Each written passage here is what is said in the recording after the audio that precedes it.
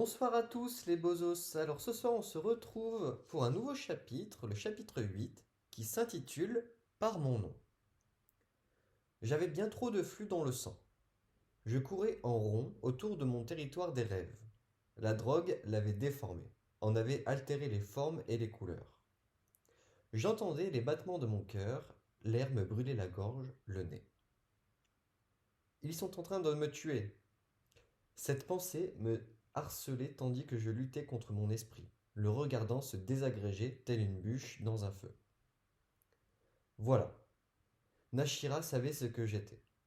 Elle m'avait empoisonné et, à présent, je me mourrais. Ça ne serait plus très long. Après tout, un territoire des rêves ne pouvait pas continuer à exister à l'intérieur d'un corps mort. Puis, cette idée s'effilocha et m'échappa, me laissant errer, seul, dans les tréfonds les plus sombres de mon crâne.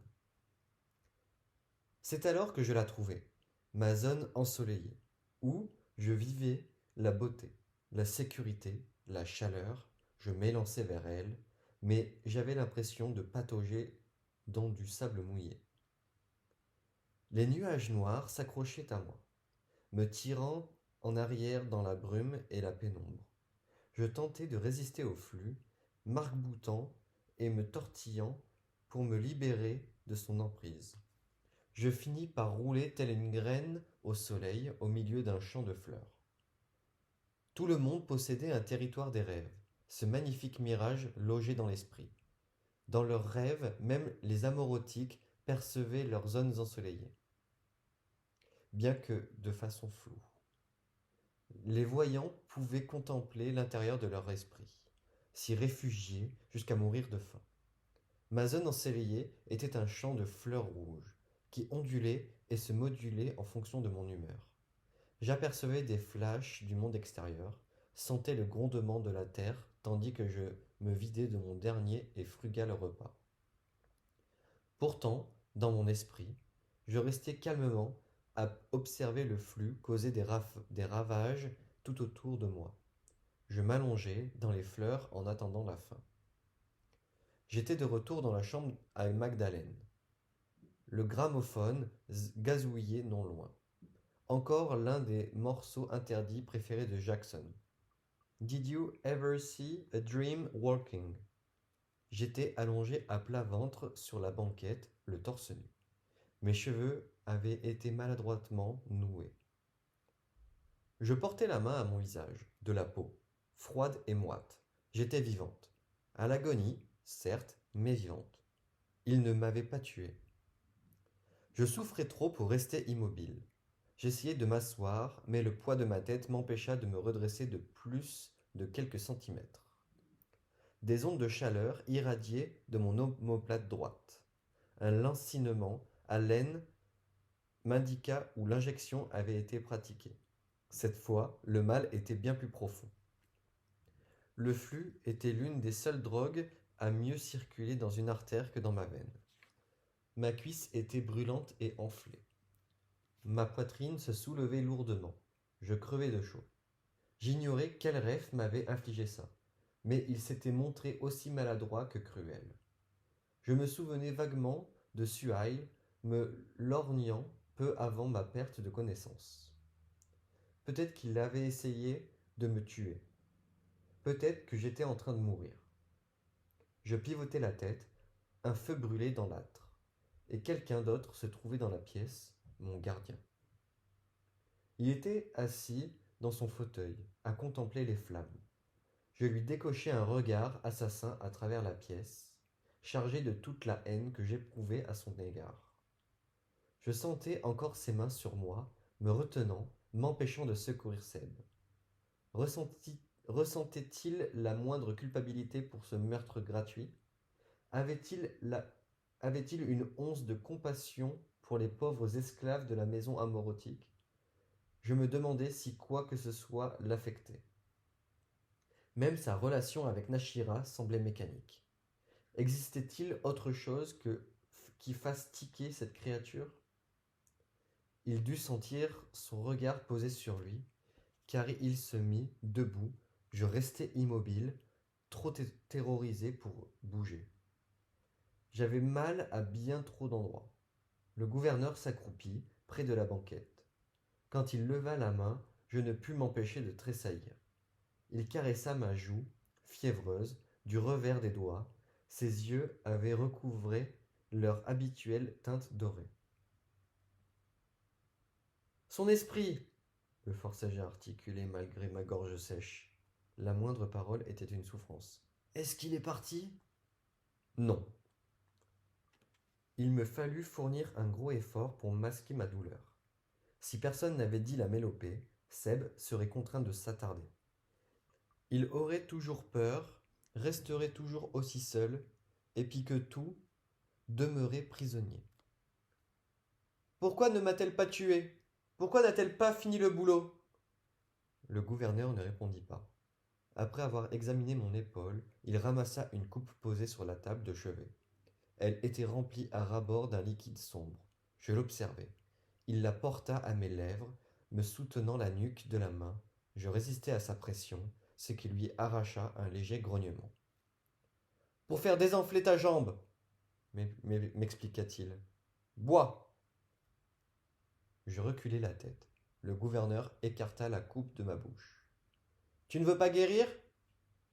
Je soutins son regard jusqu'à ce qu'il baisse les yeux.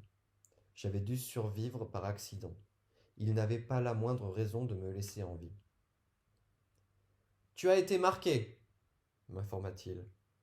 Tu dois me laisser soigner ta plaie pendant quelques jours, pour éviter tout risque d'infection. Je tordis le cou pour essayer de m'observer l'épaule, me protégeant la poitrine du drap. Marqué?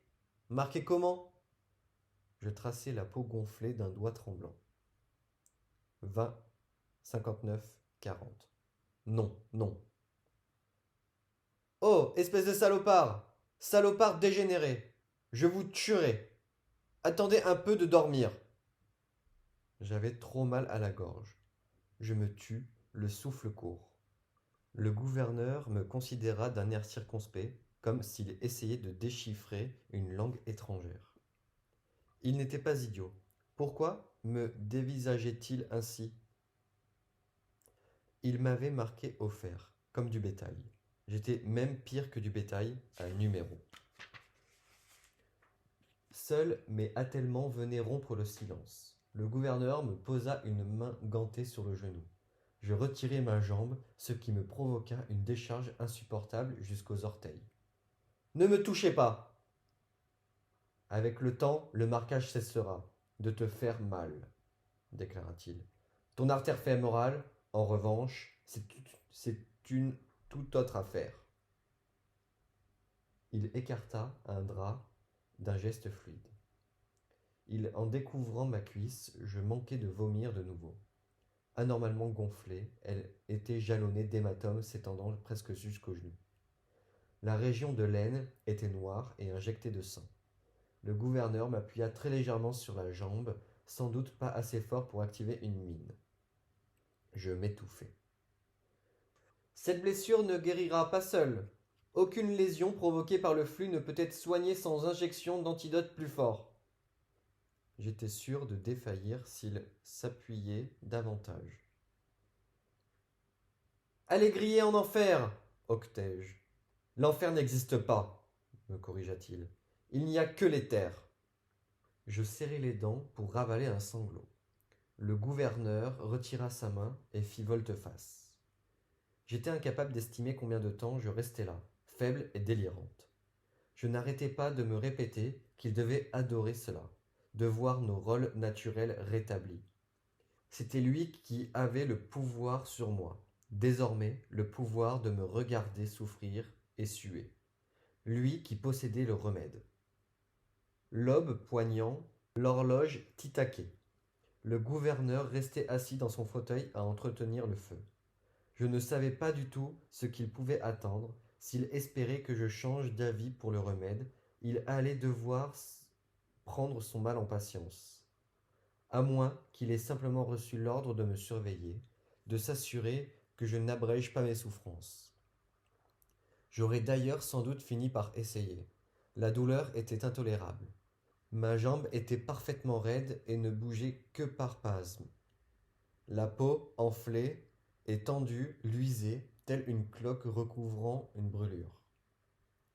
Tandis que les heures défilaient lentement, le gouverneur vaqua à ses occupations.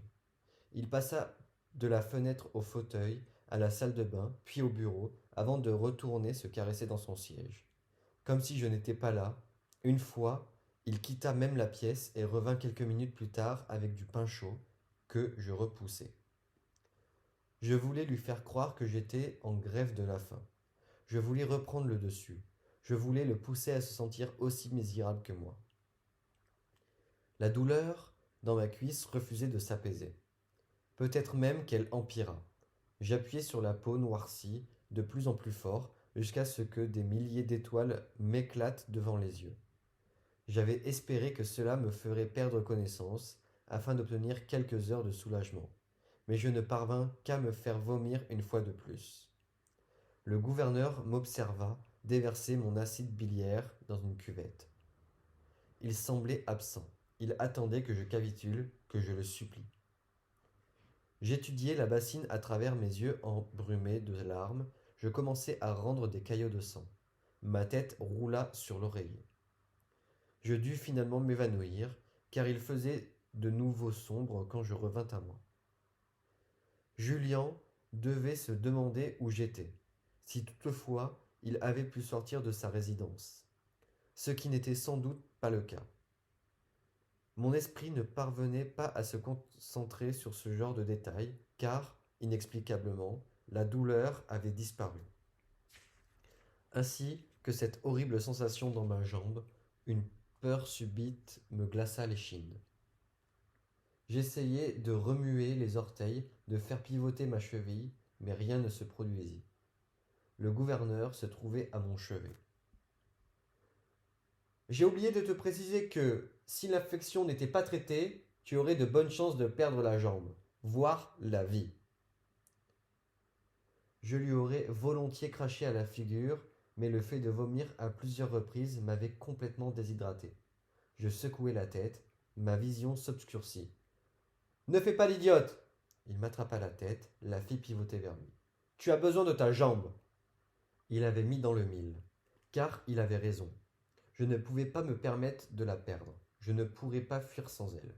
Cette fois, quand il me souleva la nuque, j'ouvris la bouche pour boire le liquide nauséabond, au goût de terre et de métal.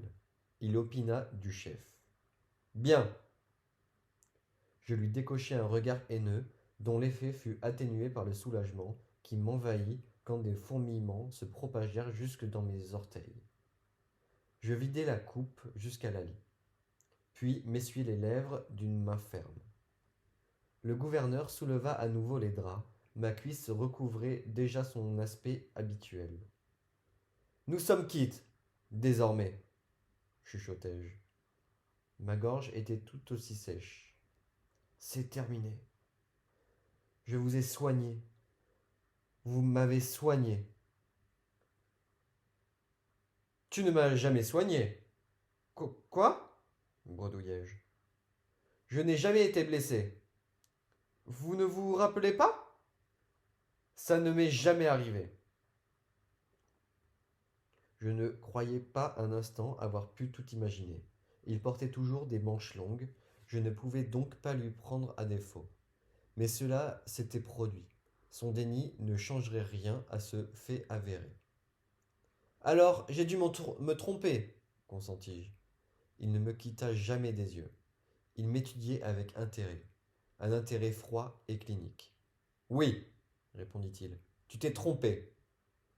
Cela sonna comme une menace. La cloche tinta, le gouverneur jeta un coup d'œil par la fenêtre. Tu peux sortir. Tu n'es pas en état de commencer l'entraînement cette nuit, mais il faudrait que tu manges un peu. Il me désigna l'urne sur le manteau de cheminée. Tu trouveras d'autres Numa là-dedans. Prends tout ce qu'il te faut. Je n'ai pas de vêtements. C'est parce que tu as gagné ton nouvel uniforme. Il me tendit une tunique rose. Félicitations, Paige. Tu viens d'avoir une promotion. C'était la première fois qu'il m'appelait par mon nom. Eh ben, merci de m'avoir écouté. Ce chapitre 8 était assez court, assez dur finalement. Voilà, en rémission. On attend tous que Paige guérit. Bon, allez, je vous souhaite une excellente soirée et puis on se retrouve très vite pour un nouvel épisode. Merci, merci, merci, merci, merci, merci, merci, au revoir les bozos.